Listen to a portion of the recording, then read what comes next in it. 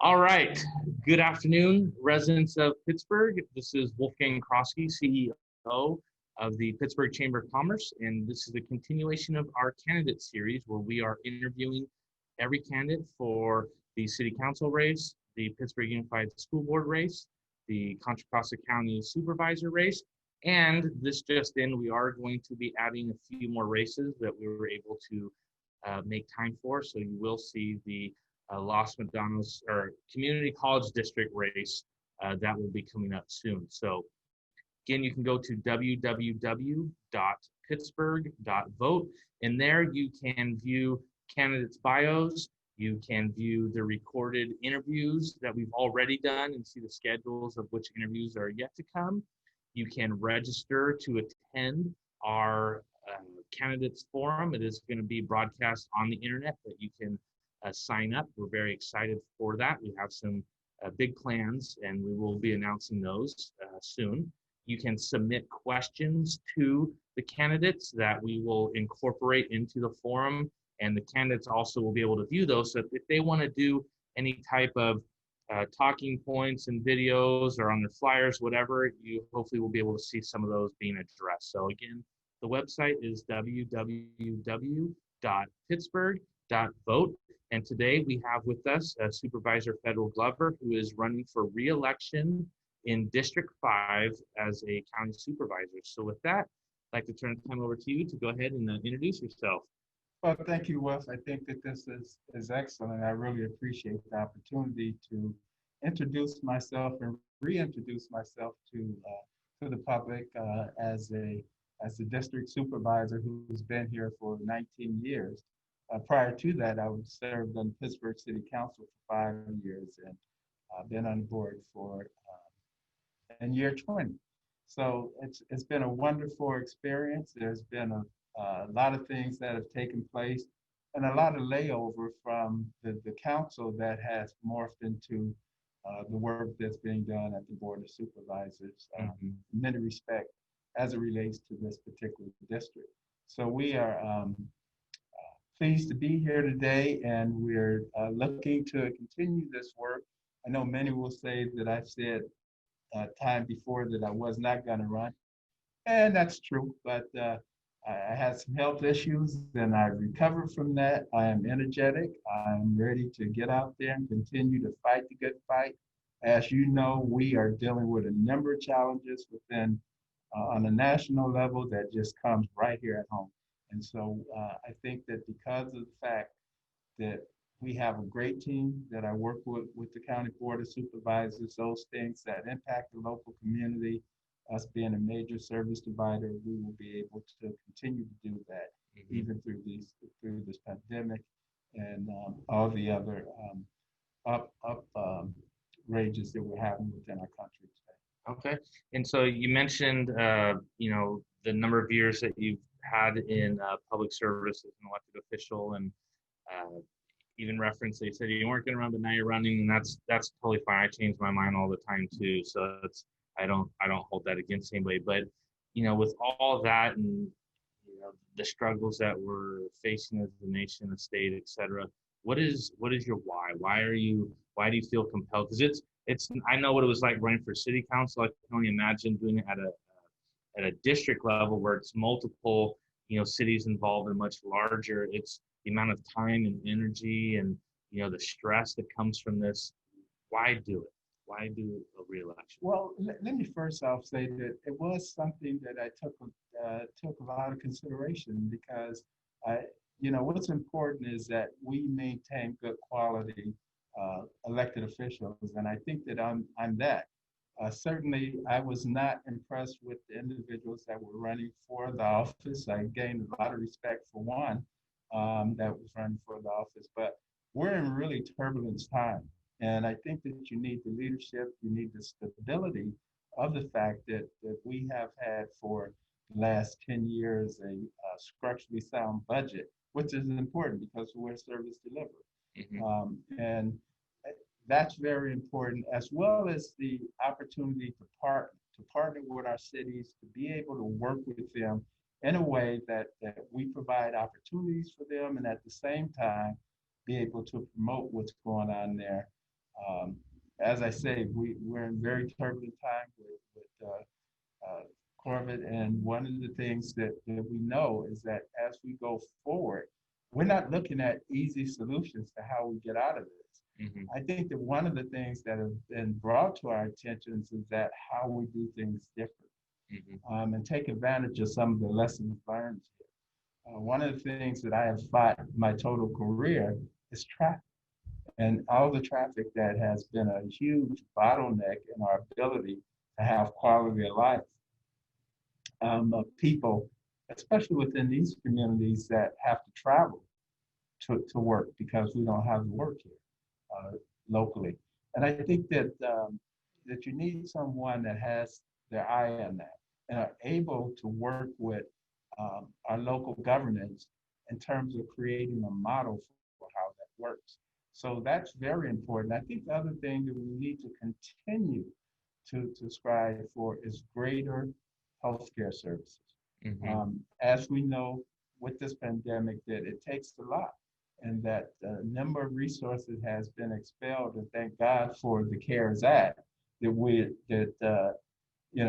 millions, hundreds of millions of dollars in arrears due to the fact that we've had to go in and deal with this emergency. But at the same time, the CARES Act has allowed us to do some recovery from that. But we still have to have a stable budget going forward. Yesterday, we just passed a $3.6 billion budget. It's going to be difficult times ahead. And you need someone that has had their hands on the pulse and has been able to guide us through some of the toughest times. When we were back in the recession, those were tough times, but Contra Costa made it through. We made it through by not laying off employees, or we brought those employees back. And at the same time, we're facing that same type of outlook right now. As I said, we have a structurally sound budget, but we have to look into the future. If we had not set aside the reserve that we have, a lot of people say, well, why do you have so much in reserve? Right. Well, why aren't you expending that reserve? Well, the bottom line is that if we did not have it, we would really be in hard times right now. And so, it's making sound physical decisions that's really important. Yeah.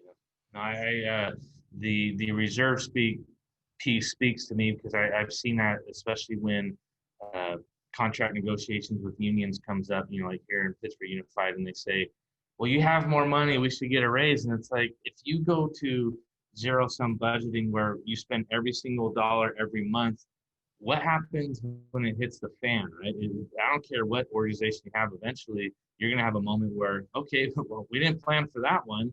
And if there's no reserves to pull from, what do you do? So I do subscribe to having reserves. And the thing that I will say about that is that, you have to be thinking ahead. Right. Because the bottom line is we know the reserves are one-time spending. Right. Once they're diluted, it's nothing there. Yeah. So what do you feel are the biggest challenge? Obviously COVID. So outside of COVID, what are some of the largest challenges that you're seeing District 5 having to face within maybe the next 5 years? And how do you see yourself being able to address those if your campaign is successful when you're reelected? So again, healthcare is going to be very important going forward. We have to get a driving economic base within all communities on a countywide level, because within District 5, we're really handicapped. Right. One, we have traffic problems of people being able to get back and forth to work up in a timely fashion. These are essential workers that basically live in District 5. They're more acceptable to COVID. If we don't start to get a reverse commute and be able to line our businesses up here within the district, we're going to be in trouble. And one of the things I've done is an initiative, and it's not the cure for all, but it's an opportunity where we work with the cities and try to market together and bringing in sustainable business at the same time. But let's be realistic. No one's going to come here unless they have a trained workforce. Yeah. So training opportunities is very important, and working with our community college district, working with other training workforce. And at the same time, Wolf, I think that when we look at all of what is needed to make sure that you're able to get an employer to want to come here, we have to also um, be able to make sure that we've got an educated, well-trained workforce. Um, One of the things I think that's important, I think Pittsburgh is a prime example of some of those opportunities, is to develop workspace. Develop workspace within our communities, whether it's here or whether it's other part of the district, that people will be able to work from home. We've seen with COVID is that the traffic bottleneck got a little bit silent there for a while because people was living at home.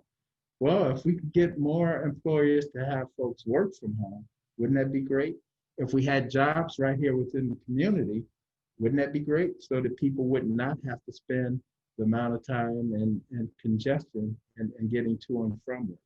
So economic drivers are going to be very important. And, you know, we've partnered. We've partnered in the past with cities, and it's always been my vision is that you have to work together, because what happens in one community impacts the other. That's one of the things that I was able to do early on, and I'm speaking on this edge of the region because that's where we're at today. Absolutely. We formed the Delta 6. Well, it was Delta 5 initially until we redistricted, and my district started going out west, and then we brought in another supervisor that took up the other end of that. That's a good opportunity for cities to work together, to kind of plan together and to market each other's amenities that are going to be attractive to developers that would want to come in. I mean, we need those anchors. We need them now, and we continue to work towards that as we move forward with the Northern Waterfront Initiative. You will see it becoming more aggressive. Cities are on board. One of the things I do want to point out is that the Barrier that's decided to locate here in Pittsburgh is going to be major to us. I just understand that BART has gotten millions and millions of dollars to build more trains. Why wouldn't they be here? That's what we're doing now. We also have Hitachi that's there, but that's not the only source. But those are anchors that start attracting other developments to come in. And as we look across this district that's a part of the Northern Waterfront, there's going to be so many opportunities that's going to come, but we have to take advantage. You know, when you're in crisis mode, there is some stability there, and we need to take advantage of that now. So as many things have gone idle, we're still out there pushing to make sure that we're able to bring jobs in.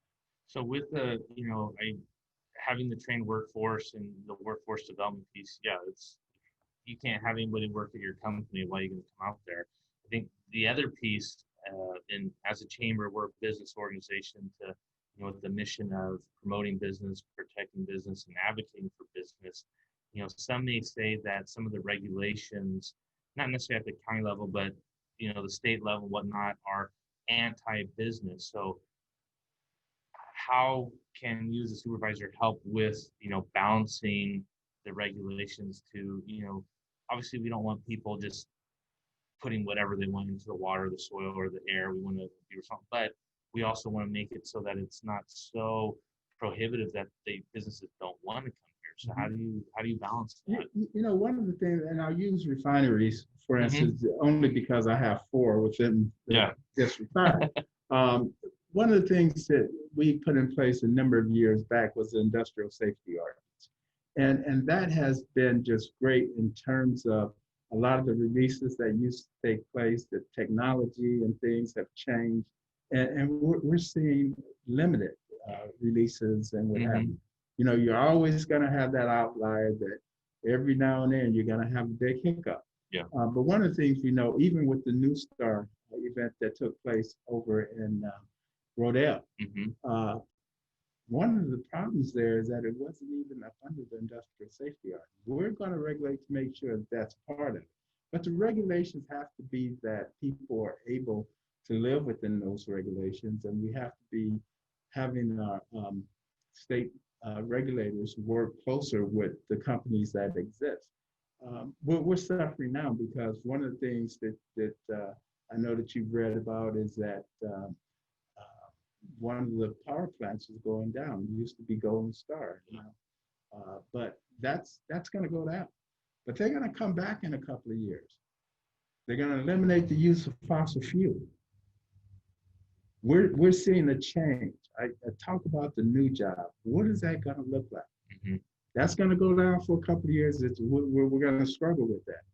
At the same time, we have another plant that's also going to change its mode and go to renewables. And that's going to be Phillips 66, which is a major employer also. Mm-hmm. And they're going to keep people working while they do the transition up into the renewables. So that's the new job in that particular industry. Everything is going to be different. Our car manufacturers are going to be different. And so we have to make sure that we're prepared for those jobs. And when I'm talking to people that are operating those facilities, I'm always telling them, you know what? Lifespan is going to be short. We have to figure out how we're going to move up into what our new opportunities are and get people trained up and ready to perform those tasks. When I envision what will take place along the northern waterfront, we're talking about renewables. We're talking about green energy. We're talking about green jobs. And so those are the type of things that I think is going to be really important because we have to make sure that we're protecting our environment as well. Mm-hmm. And, with that, the businesses need the opportunity to have time to retool and to revamp. And do you feel that as a supervisor currently, and assuming if you're reelected, that the next 4 years that the policies that are put in place would allow businesses an ample time to adjust? Well, and again, that goes to the struggle of things. It's timing. It's timing mm-hmm. all the time. But I think that if we are aware of what those jobs are and make sure that we supply the training that individuals are going to need, that we may see some seamlessness in the way that we do things. Mm-hmm. The other thing we have to do, if we really want to anchor development along our waterfront or within our cities, regardless of where the jobs may come from, it is, we have to look at incentives also. How do we incentivize someone that wants to come up into our community? I look at Pittsburgh. One of the things we did when I was on the city council is that the power plant. We provide energy to Meragi.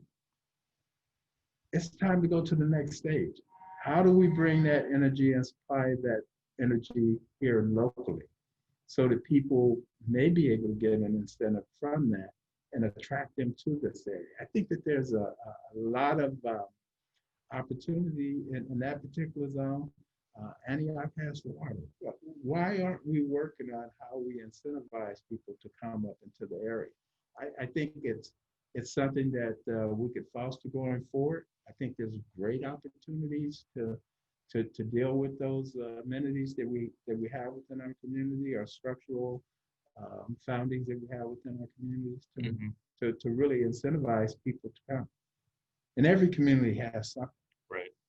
And that leads well to the next question about what do you think the strengths of District 5 are that maybe are unrecognized or you feel might be untapped? Well, again, one of the greatest one we have is our water. Mm-hmm. I think that we have the water. We also have land. When I look at District 5 as a whole, one of the most unused or underutilized pieces is in the Northern Shore, and that's why I continue to harp on that particular mm-hmm. piece and what the greater opportunities are. As you know, these communities are very robust with manufacturing jobs in years gone past. You had the canneries, the John Mansfield, right. in Antioch, all of the paper mills and glass container, and as you go farther down, you had the restaurants and some of the recreation that took place. So I think going forward that we have to utilize those things. We have to get cities to start planning for what you want to see that unused, underutilized land to be. Planning sort of models to build your city out for what you would like to see within your communities. And not only when we talk about job, but housing and at the same time looking at recreation and how we use our waterfront to do some of those great things. Like I say, that doesn't take away from what our other abilities are in order to bring structure to it. One of the beauties we have is the hillsides also. Okay. And so that at the same time is something that we need to look at. How do we better utilize our hillsides? And is that something that the supervisors at the county level are looking at, or what are some of the ideas that they have in regards to utilization of the hillsides? Well, that hasn't been a major focus at this point, but I really think that our communities needs to be thinking about that holistically. Is what are some of the uses that we can get from that beautiful amenity? Yeah, absolutely.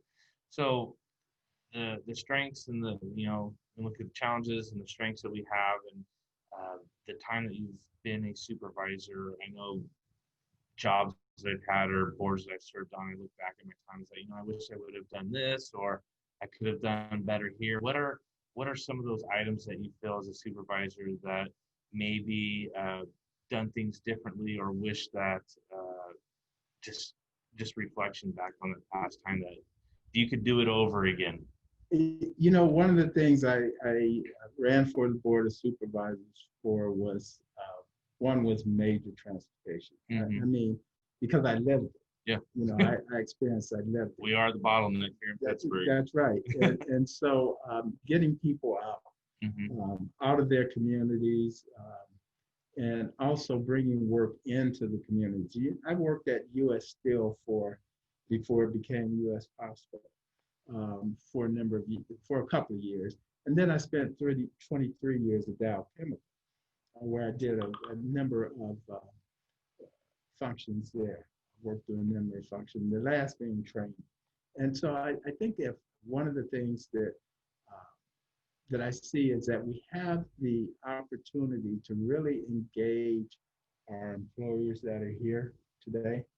We really need to communicate better with them. And I don't just mean on the county level. I'm talking about local jurisdictions, cities and communities that may be in an unincorporated area to have greater discussion. One of the things that we don't see as much as we should is that the supply chain is not here. Right. So the jobs that we do have don't have that supply chain. So what do we do to entice that supply chain to be right here locally? This would create the jobs. This would provide opportunities for families to live within their communities and to have the income that they need to be able to do other things, to live that quality of life that people dream of. So how, ran on, when you first ran for supervisors of transportation, and do you feel that there's just so many priorities out there, it's hard to focus on one? Or what would you have, if you could go back and to accomplish that original goal of the transportation, how would you do it? If I had that opportunity to say that that's all done and over with, it'd be great. But one of the things that never will be over and done with, because we are still building. We're building homes. Back at that particular time, we're dealing with the issue of the urban limit line, where the growth boundary is going to be. How many homes are we going to have up in the region? And and we've worked on it. We worked on establishing a county line that some of the cities said, well, that's not what they wanted, and they took it to their voters. A couple of cities were successful. So we had 3 that have their own boundary line. That's Pittsburgh, Antioch, and San Ramon. So and that's fine. if that's what the city decides that it wants to do, local control is important. Right. So, Absolutely. so being able to do that is important. But we need to, from a geographic standpoint, be able to understand um, what that means to us. What are the bottlenecks that are the intrusions that's going to come with the development, and make sure that we build that into the plan. And I don't think we do that well. I don't think that we make sure that the infrastructure that needs to be in place is done. So although it's still a focus, it hasn't changed. Yeah. And so I continue to try to work through those particular pieces because I think it's of the utmost importance. So how, with the mention of infrastructure, how does that uh, fall into place with your Northern Waterfront Initiative and trying to, because I know part of that is repurposing lands for a greater use, and how does the infrastructure part, that priority of infrastructure, fall into place in that plan? Oh, it's got to be there. Yeah. I mean, when I look at job creation, we're talking about modes. So we have roadways that you're not going to continue to build because there ain't no space to continue to build roads. So you have to be very much looking at alternative modes of transportation. Transit systems have to be built. We have to get people to those systems, and we have to get them out of their cars so that they're able to get to the job centers that exist today. And when I say that, I don't just mean people getting out of their cars once they get to the transit station where there's no parking, but to be able to have interconnectivities throughout the communities that will get people to those particular stations. You know, we're looking at also Byron Airport is a big jewel that's sitting out there and waiting for some activity. And I think that as we look at air traffic, that's another mode that hasn't been sought out. The other thing is, as we look at ferry service, it's becoming more and more prevalent to being able for people movement.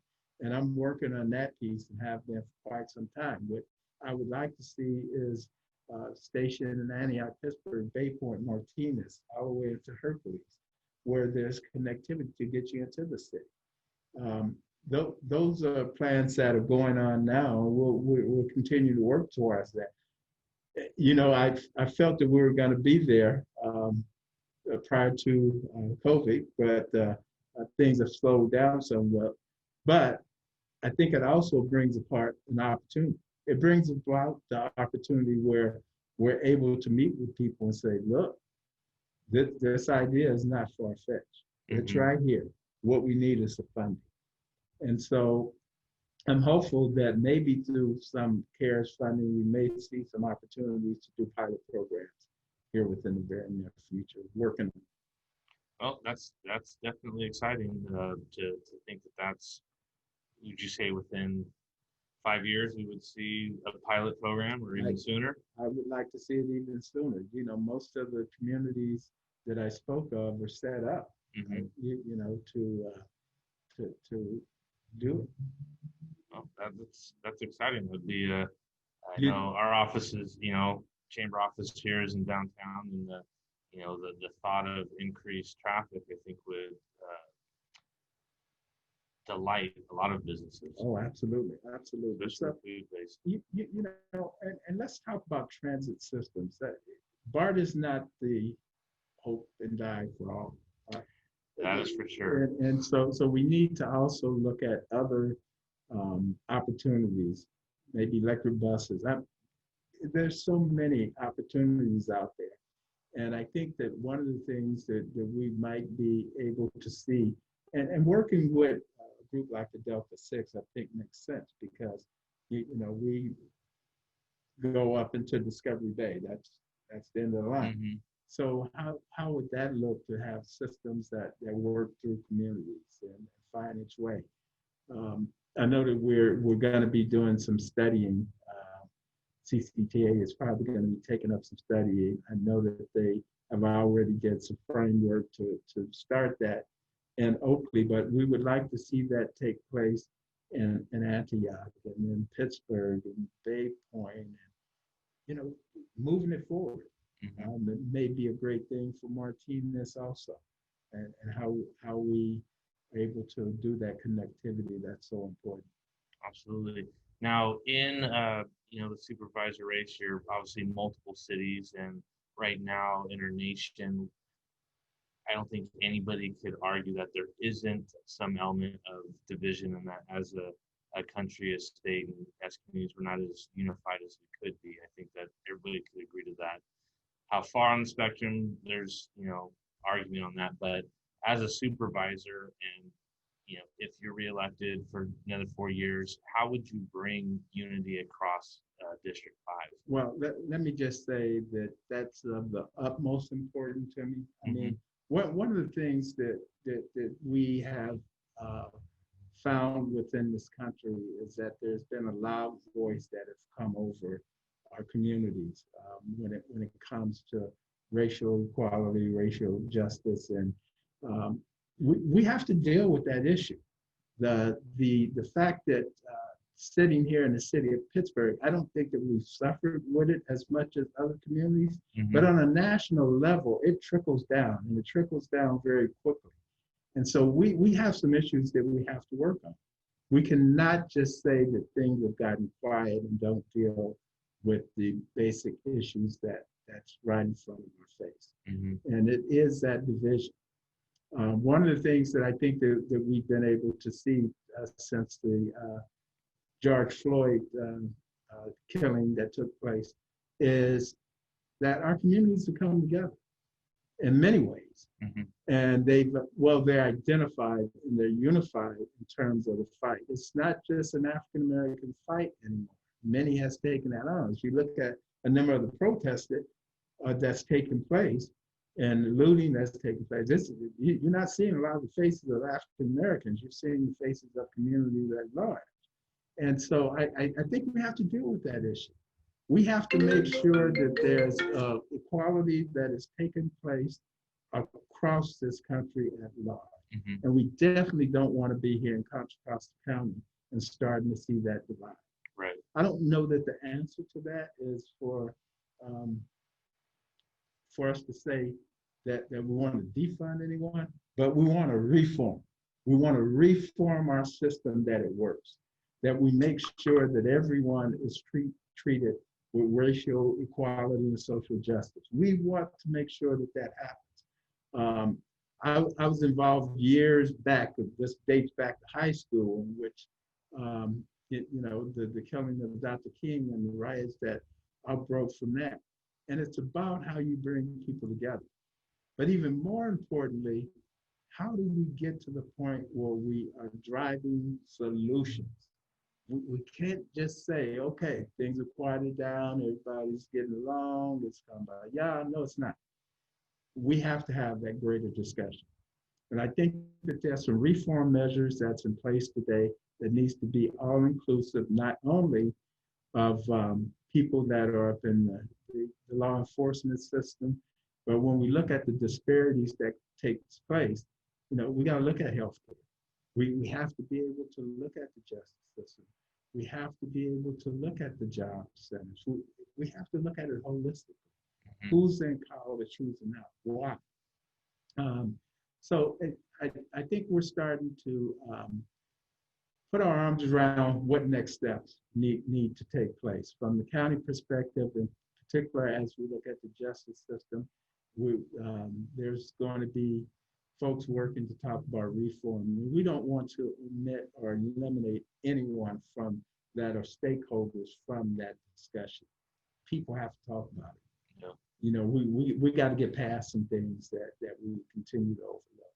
And as a supervisor, how do you see your role in that larger conversation? Is it more of the facilitator or an active participant? Or well, I want to make sure that people are brought to the table. One of the things I do want to make sure that takes place is a total community participation process that may be facilitated by those that do that work, and bringing people together. Because unless you know what the root of the problems are, or what people identify as being the problem, we're not going to fix anything.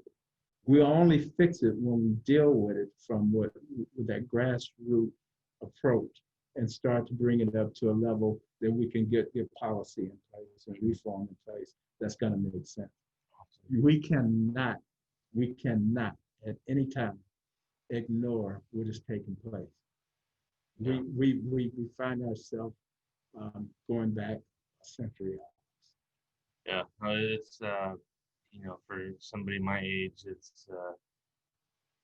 it's new territory, and it may sound ignorant on my part to say that, or whatnot, but it's I've never experienced anything like this, and it's interesting. It's to observe and to see and to look for ways to bring about change. Look, well, I grew up in Pittsburgh as you have. Yeah.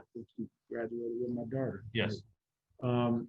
And I didn't really feel it here in town. Yeah. But I went 56 miles down the road. I went to school at San Francisco State. And boy, did I have an eye opener. Because what I would hear people talk about, I didn't think existed. And I'm not sure whether I just had blinders on here locally, but I think because of the community here and the way that this community came together, it came together around immigrants and people from different parts of the world, and I contribute that to Camp Stoneman, deportation-based efforts here. But we have problems. We have problems as we start to see growth within our communities. And it's not just that little bedroom community, that sleepy community anymore, but we see people coming in from the inner city. A lot of those things come with it. So although we could say that it wasn't, that we may not have felt it years ago, it's alive. It's alive and it's rearing its head. And we cannot just turn our back to it, not another time. We have to deal with it. We have to talk about what does good reform look like. We know that there's bad apples in every agency. When I talk about refunding, I'm not talking about the fact that all money needs to stay in the form of law enforcement. It may be redirecting. How do we get people from our mental health community? How do we get people that are dealing with domestic violence issues to be a part of what law enforcement look like? Those are the professionals when it comes to that. How do we de-escalate the issues that we have within our communities without it coming to a point where someone feels that their life is threatened or they find themselves on the bad end of the boat? Yeah, no, that's large conversations. In this case, of me. Yeah. So I we have to work towards it, and it's everyone. It's trying to come together. But when we look at our systems, then those systems definitely have to be talking. They have to speak with truth and try to find a way where we can come to the common ground and figure this thing out. Well, thank you for sharing all that. I know busy person. We want to thank you for your time today and making yourself available to not only us at the chamber, but to our residents in Pittsburgh and District 5. And just thank you for that. Again, for those watching this, if you want to view other candidates and their interviews, you can go to www.pittsburgh.vote, and there you can view their bios, links to their websites, their Facebook pages, and much more. You can RSVP to attend the candidates forums that we're going to have later this month. And just again, go to www.pittsburgh.vote.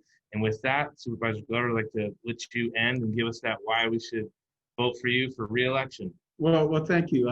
Let me just say that I enjoy the work that I do. I consider myself to be a change agent. I mean, you don't get into this work unless you're looking for opportunities, unless you're looking for delivering on the systemic problems that we have within our county, which we have within our nation, and creating a model that we can be the lead on a number of these issues. I think that we've done a lot of that within the district. I think there's a long way to go. Change comes hard, but it's doable. but it's only going to be doable when you're understanding everyone's truth and that they're putting that truth out there and that we're able to work within our system to adequately address issues that people are having. And so I would ask for your support in reelecting me to the board. I feel that I have the energy. I will make the time. It's only 24 hours in a day. Mhm. Sometimes you may get your call from me and late in the evening during your dinner, but I will get back to you. And I want to thank you for putting this on today and giving the opportunity for me not only to introduce myself to some, but reintroducing myself to others. Awesome. Thank you so much. You're welcome. And with that, we wish everybody a great afternoon and have a great day.